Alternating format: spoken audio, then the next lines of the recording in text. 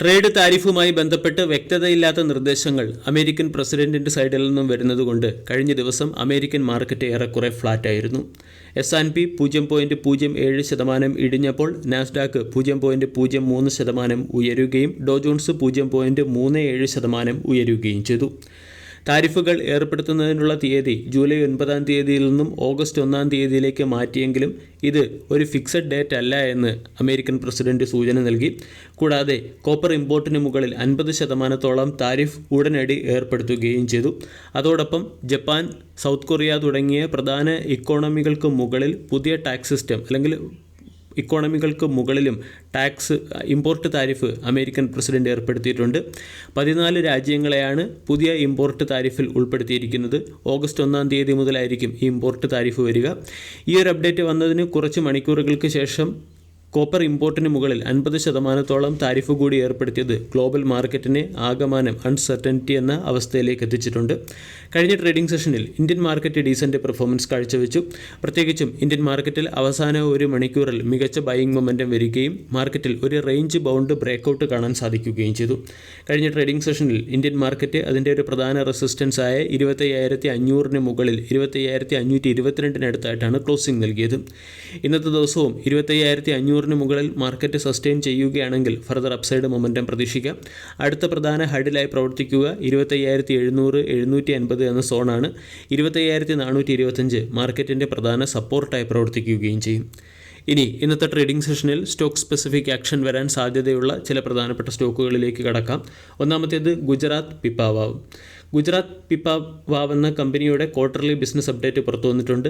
Cargo handling capacity 0.6% ഇടിഞ്ഞ് 1.64 ലക്ഷം TEU ആയി മാറി.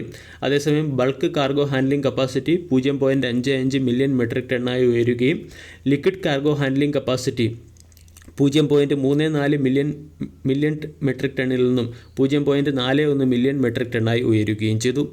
JSW സ്റ്റീലിൻ്റെ ബിസിനസ് അപ്ഡേറ്റ് പുറത്തു വന്നിട്ടുണ്ട്. ക്രൂഡ് സ്റ്റീൽ പ്രൊഡക്ഷൻ 7.6 മില്യൺ ടണ്ണായി ഉയർന്നു. ക്രൂഡ് സ്റ്റീൽ പ്രൊഡക്ഷനിൽ 14% വർധനവാണ് ഇയർ ഓൺ ഇയറിൽ വന്നിരിക്കുന്നത്. അതേസമയം ടാറ്റ സ്റ്റീലിൻ്റെ ബിസിനസ് അപ്ഡേറ്റിൽ ക്രൂഡ് സ്റ്റീൽ പ്രൊഡക്ഷൻ ഇടിയുകയാണ് ഉണ്ടായത്.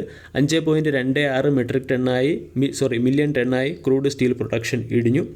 കൂടാതെ ക്രൂഡ് സ്റ്റീലിൻ്റെ ഡെലിവറി 3.8% ഇടിഞ്ഞ് 4.75 മില്യൺ ടണ്ണായി മാറുകയും ചെയ്തു. ജംഷഡ്പൂരിലെ പ്ലാന്റിൻ്റെ മെയിൻ്റനൻസിൻ്റെ പശ്ചാത്തലത്തിലാണ് ടാറ്റ സ്റ്റീലിൻ്റെ ക്രൂഡ് സ്റ്റീൽ പ്രൊഡക്ഷൻ ഇടിഞ്ഞത്. യൂണിയൻ ബാങ്ക് ഓഫ് ഇന്ത്യയുടെ ബിസിനസ് അപ്ഡേറ്റിൽ ടോട്ടൽ ബിസിനസ് 5% വർദ്ധിച്ച് 22.1 ലക്ഷം കോടിയായി മാറിയിട്ടുണ്ട്. ലോൺ എക്സ്പാൻഷൻ 3.6% വളർച്ച കൈവരിക്കുകയും ഡൊമസ്റ്റിക് ഡെപ്പോസിറ്റ് 12.4 ലക്ഷം കോടിയായി ഉയരുകയും ചെയ്തു. പാക്ക് ഡ്യൂറബിൾ എന്ന സ്റ്റോക്കിനെയും ഇന്നത്തെ ട്രേഡിംഗ് സെഷനിൽ ഫോക്കസ് ചെയ്യാവുന്നതാണ്.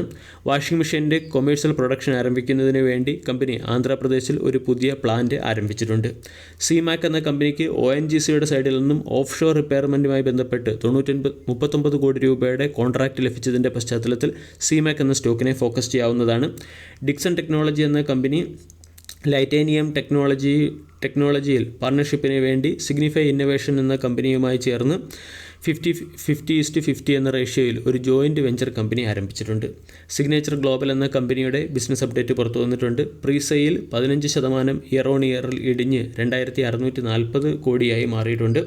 ആവറേജ് സെയിൽസ് ഏകദേശം 16,296 പെർ സ്ക്വയർ ഫീറ്റ് എന്ന ലെവലിലേക്ക് എത്തിയതിൻ്റെ പശ്ചാത്തലത്തിൽ സിഗ്നേച്ചർ ഗ്ലോബൽ എന്ന സ്റ്റോക്കിനെയും ഇന്നത്തെ ട്രേഡിംഗ് സെഷനിൽ ഫോക്കസ് ചെയ്യാവുന്നതാണ്. BPCLൻ്റെ സൈഡിൽ നിന്നും 54 കോടി രൂപയുടെ ഓർഡർ ലഭിച്ചതിൻ്റെ പശ്ചാത്തലത്തിൽ സുപ്രീം ഇൻഡസ്ട്രീസ് എന്ന സ്റ്റോക്കിനെയും ഇന്നത്തെ ട്രേഡിംഗ് സെഷനിൽ ഫോക്കസ് ചെയ്യാം. NTPC എന്ന കമ്പനി 250 മെഗാവാട്ട് ശേഷിയുള്ള ഒരു പമ്പ് സ്റ്റോറേജ് പ്രോജക്റ്റ് കമ്മീഷൻ ചെയ്തു. ഇതിൻ്റെ പശ്ചാത്തലത്തിൽ NTPC എന്ന സ്റ്റോക്കും ഇന്ന് മാർക്കറ്റിൻ്റെ ശ്രദ്ധയാകർഷിച്ചേക്കും. ഓറിയൻ്റൽ റെയിൽ എന്ന കമ്പനിക്ക് ഇന്ത്യൻ റെയിൽവേയിൽ നിന്നും 9 കോടി രൂപയുടെ ഓർഡർ ലഭിച്ചതിൻ്റെ പശ്ചാത്തലത്തിൽ ഓറിയൻ്റൽ റെയിൽ എന്ന സ്റ്റോക്കിനെ ഫോക്കസ് ചെയ്യാം. ക്യാംസ് എന്ന കമ്പനി പുതിയ പേയ്മെൻറ്റ് ഗേറ്റ്വേ സിസ്റ്റം ലോഞ്ച് ചെയ്തതിൻ്റെ പശ്ചാത്തലത്തിൽ ക്യാംസും മാർക്കറ്റിൻ്റെ ശ്രദ്ധയാകർഷിച്ചേക്കും. വീഡിയോ എല്ലാവർക്കും ഇഷ്ടമായി എന്ന് വിശ്വസിക്കുന്നു. താങ്ക്